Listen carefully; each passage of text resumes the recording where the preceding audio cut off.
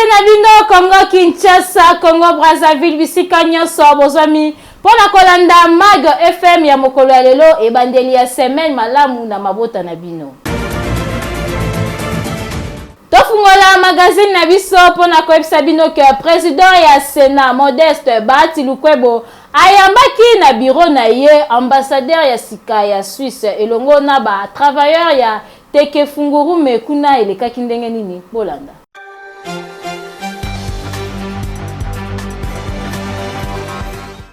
Le professeur Bahati Lukwebo ayambaki bongo nouvel ambassadeur accrédité na République démocratique du Congo, Jasper Sarot.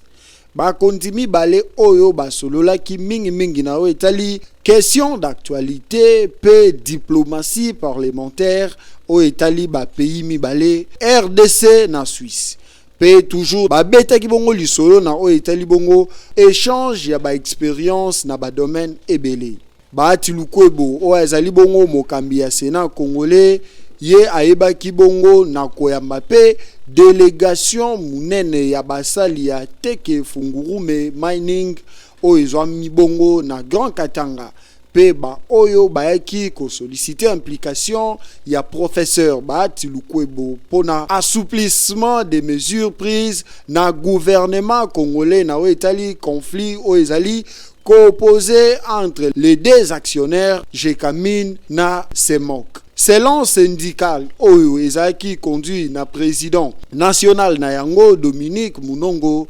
situation oyo ezo risqué et occasionné arrêt à ba travaux kuna na mine. Conséquence nango ekozala bongo malamute na site ya TFM. Yango bayaki kosenga na mokonzi ya Sénat aye babongo na ko trouver solution na o Italie musala na bango. Gouverneur ya ville province ya Kinshasa Jean-Tini Ngobila akitaki kuna na cimetière ya Kintsuka pona kobuka bandaku nyonso o etongama na kati ya cimetière. Bolanda reportage oyo.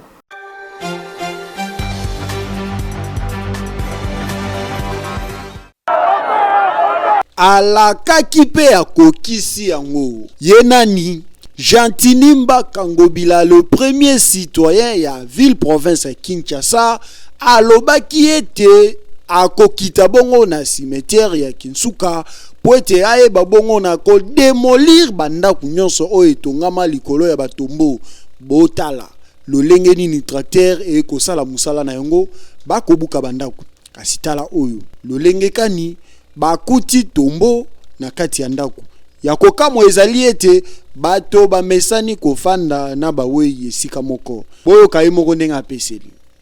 Lors de mon dernier passage, j'avais promis que je passerai ici pour passer à la démolition de toutes ces constructions anarchiques. Nous avons commencé aujourd'hui et cette opération va continuer durant tout le mois d'octobre jusqu'au mois de novembre. Il ne s'agit pas seulement du cimetière de Kintsuka, nous allons continuer dans d'autres cimetières également. Silvano Kasongo oya accompagna ki gouverneur pe azanga ki ya kolobate. Toza na réquisition biso to sala mosala approprié parce que service ya affaire foncière pour la kobuka bato ba respecter litige doté. Lelo ko na 4e fois kobuka. Ebongaka nde boye sengeli bongo respect na bawei ezala cimetière ekozala esika bato bakoki kofanda ata soki mokete tala ndeti awa tombo ekomi nango terrain d'entraînement ya bantaba tala nde bazobunda tala nde bazosakana nyonso wana likolo ya mowei ata pasi yango eleki luka bisika o bato bazali ofanda bisika bato balobaka te bamonanaka te silence total ezalaka ebongi na bato bomoite kasi gouverneur Jean-Tini Ngobila atalisi ete ezali bongo site ya liboso baponi opération ekokoba bongo na ba cimetière nyonso soki oza moto oyo fandaka na cimetière yeba déjà ke na mikolo ezali koya ndaku na yo pe bakobuka lolenge babuki oyo tala ndenge bakobuka. Vula oyo ebeti na ville province ya Kinshasa Mag FM kitaki na terrain pona kotala ba dégâts nini oyo esalaki bolanda reportage na commentaire oyo.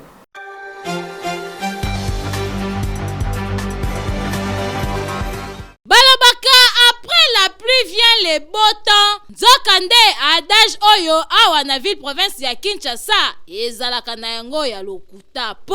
après la pluie awa na Kinshasa vient le mauvais temps. Mvula oyo ebetaki na ville province ya Kinshasa elatisi ville province ya Kinshasa elamba ya salite, c'est-à-dire ba quartier mingi ezalaki inonde misusu kutu badindaki po to circuler na ba commune mingi ya ville province ya Kinshasa ba veni etonzi na mai ba caniveau bouché akosakana te mai kutu moyen circuler ezate nyonso epanzani nango na goudron kaka ndenge bozali komona population bazotambola na difficulté misusu kutu pona koleka il faut gumba pantalon sinote okodinda na yo bongo kote mituka misusu epakaka pembeni pona koboya kobebisa moteur ya mituka na mai po banzela ezalaka inonde na ndenge ya kosakana te pona kotambola foin na foin soki obeta na yo nzango te okotambola na banzela ya ville province ya Kinshasa te po ezalaka sote awa mai sote awa caniveau soki oyebi ko sote te vandano na ndaku po okoya kodinda na mai pamba yango wana bakonzi ya mboka boyebaka nanu kobongisa mingi ba caniveau ya ville province ya Kinshasa po yango nde mama na likambo soki ba caniveau eza débouché mai ekoleka malamu pe ba venu ekozala propre ya kosakana te Kinshasa soki oza na mutuka ete malamu te omeki na kaka ko circuler bakotindika yo pe okolela moteur ti okopela. M23 na FARDC bazali kondongwa na kaka kuna na est ya République démocratique du Congo, plus précisément na Bunagana. Reportage.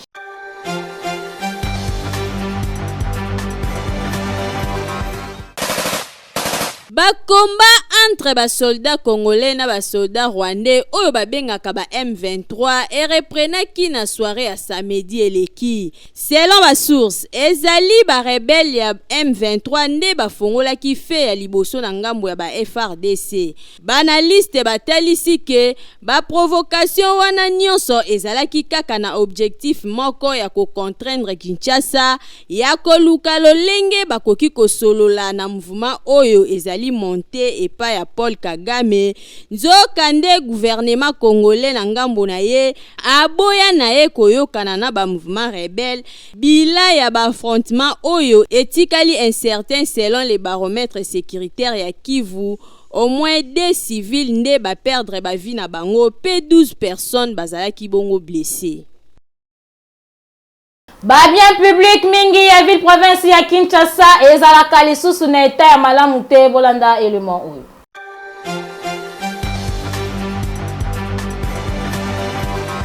Citoyen nyonso esengeli azala na ba condition ya bien na mboka na ye, azala na nzela ya malamu bien éclairé, stade ya malonga, constat oyo tosali na ville province ya Kinshasa. Ba bien public ezalaka lisusu na eta ya malamu te. Soki otamboli na banzela ya ville province ya Kinshasa, oko remarque que ba lumière publique epelaka nango lisusu te. Banzela kutu ezalaka lisusu na eta ya malamu te. Bongo soki okei na ba stade pardon mingi ezali malamu te. Soki okoti na ba toilette nango kunande oko kende kolokota infection na ndenge ya kosakana te. Soki toke na ngambu ya ba jardin zoologie ezalaka lisusu malamu te banyama kutu bazalaka lisusu te. Soki okei na ngambu ya transport oko remarque que mituka ezalaka lisusu nete malamu te. Soki okoti na kati bakiti ebukana balangi nango eza lisusu kitoko te. Ebongo na ngambu ya barre de bus bakiti oyo permetaka peuple avanda soki alembi ba place yango beba nango ba place misusu bakiti balongola. Misusu kutu ekoma nango ba toilette publique soki opusani solo ya masuba na ndenge ya kosakana te il faut kanga zolo. ebongo ba marécage oyo epermetaka population bakatisa na kimia na banzela misusu elimwa nango population akoma kobunda ye moko pona kokatisa na ngambu ya bafe de signalisation ebele ekufa yango bambuteyage ekoma kosalema mingi na bacarrefour boye ezali kitoko te population azali komituna soki bakonzi ya mboka bamonaka tope bamonaka te ndenge ba bien public oyo peuple esengeli a bénéficier nango ezali kokufa alors que ezali droit na bango bazali na droit ya kosalela yango na eta moko ya malamu soki bakonzi babongisi yango ekozala eloko moko ya malamu po makambu oyo esalemaka kaka na ville province ya Kinshasa boye ezali kitoko te mabe makasi. Na quartier Kifuta, plus précisément na commune ya Kimbantseke, population bazali kolela na o etali pasi ya mai papi vangu pona reportage.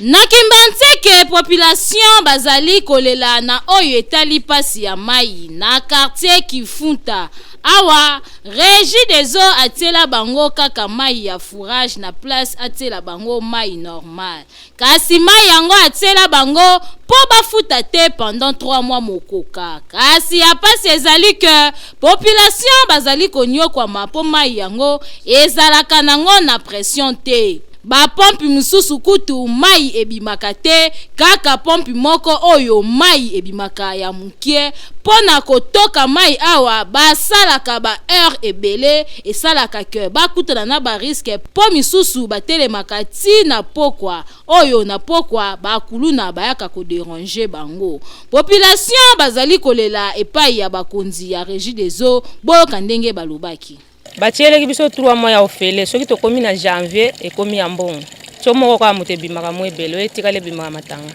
baya kobongisela biso pression nango po nde totokela boye tozosouffrir makasi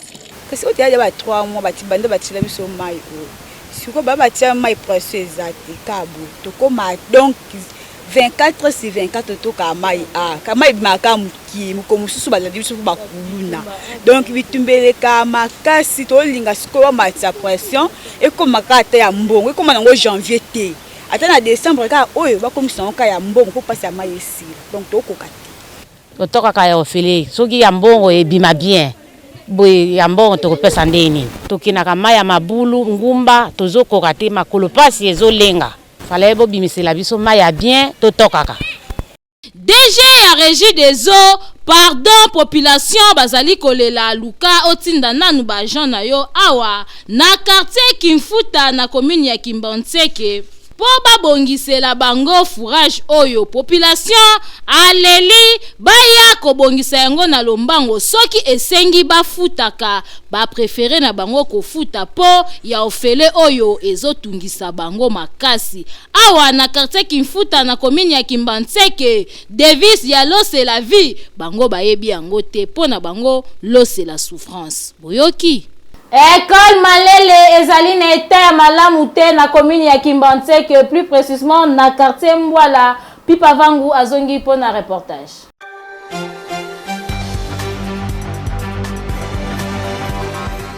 Gratuité de l'enseignement et memi makambo kozoidete na kati ya secteur ya enseignement oyo wapi le ministre chaleureux, le ministre compétent Tony Mwabakazadi akumbelaka. Tozali awa na commune ya Kimbantseke plus précisément na quartier Mbwala epai wapi école okozaidete ndeti kaka ndako ya kofanda ya kofutela kutu bien esika nini bana bazokotanga na ba chambre lia ba salle de classe pona kolobake école et respectaka ata critère to condition en viabilité te on dirait kaka ba inspecteur awa balekaka te pona kota lolenge kani bana ba finani lokola na kati ya Transco to pe na kati ya train ya Onatra kasi okondima te mayelo yo wapi bana oyo bazali kaka kotalisake moko akozala ministre mosusu président et mosusu pe akoti kokoma député okozwa idée te tala ndeti mwana oyo na tableau au condimate, au tiers, ça dit, mais si a pessi question, il y a zone qui sa réponse, on dirait dictionnaire à la rousse. 2 grammes égale 200 centigrammes. Kasi ya kokamwa, malgré conditions, o eza viable te na kati ya école bana batanga kana ndenge longo bani boyo ka directrice ya école ndenga peseli masolo. Ba para bazo futa mbongo difficilement. Et yango ezo sala biso pe moma mususu ba enseignant bazaka ka ko bouger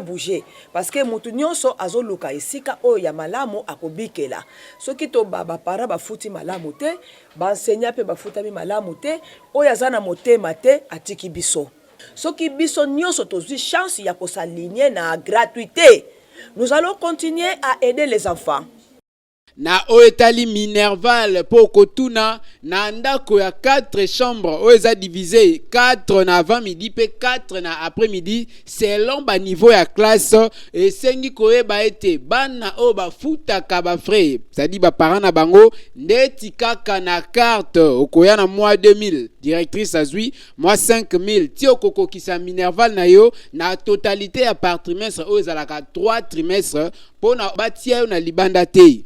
Kasi ya koyeba ete bana oyo ya classe bazali sena susi moko oyo bazoko beta mbela malgré ministre Tony Mwaba azoko pekisa esika wapi esengeli bana batanga esengi ezala malamu pe viable c'est-à-dire réunir ba conditions mais kasi bana oyo susi na bango eza ya kokende na ba école peuplete kasi kozwa esika malamu soki ba konzi ba tie maboko na tina te bana oyo batanga malamu eko sala loko po baza avenir ya lobby commerce ya bamanga esale makandenge nini Henriette Futila apesi biso ba détail.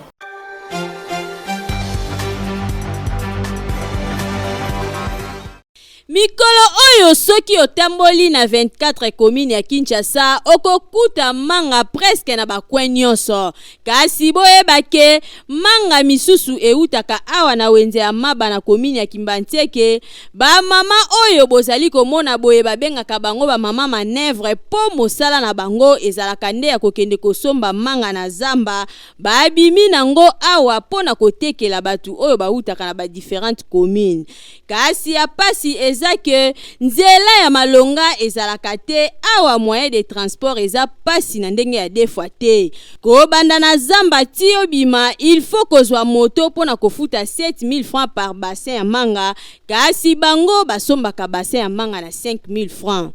soko za na nzoto makasi okoki kokeno musika pe po awa penza eza kamwa musika kote ba mama o bazobuta na ba manga oyo en tout cas eza musika mineti la mpanga penza kuna likolo bazako kita nango koto penza to yako teka dongo teka moka passe douleur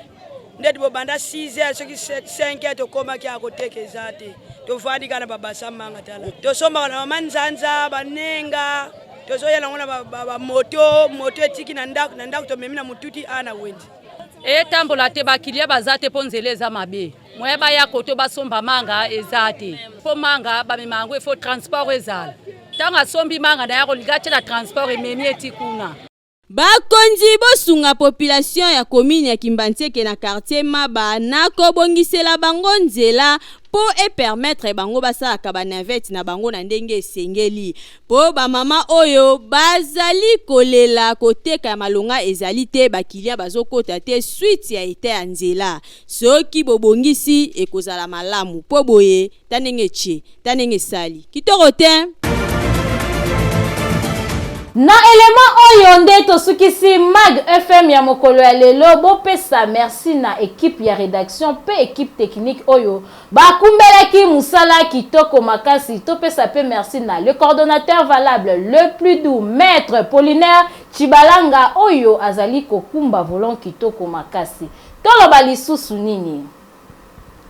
eloba nango maître Malouwa Billy Cléophas. Nul n'a le droit d'être heureux seul sur la terre. Boyoki, ngana bino, tokutani Nikolo ezali koya te.